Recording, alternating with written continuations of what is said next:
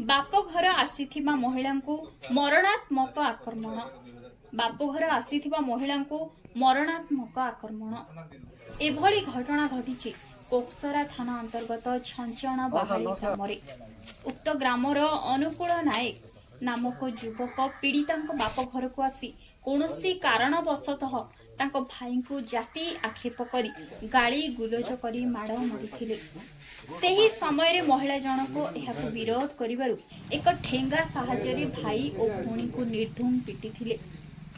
परे आखपाख लोक दौड़ी आसिबारु बाइकटी को छाड़ी सेठारु चंपट मारिथिले। महिला जनक अस्त्रप्रचार स्थान रे माड़ होइथिबारु से अति गुरुत्व होई पड़िछंती। ए नै कक्सरा थाना रे महिला जनक अभियोग करिथिबा बेले घटनास्थल रे कक्सरा थाना अधिकारी पहुंची तदंत जारी रखिथिबा प्रकाश करिछंती। पुलिस जदि उचित कार्यानुष्ठान न निए ताहेले एसपी को द्वारस्थ हेबु बोली परिवार लोकंक पक्षरु सूचना मिलिछि। धर्मगढ़ रमेश सागर रिपोर्ट, ब्रेकिंग न्यूज ओडिशा।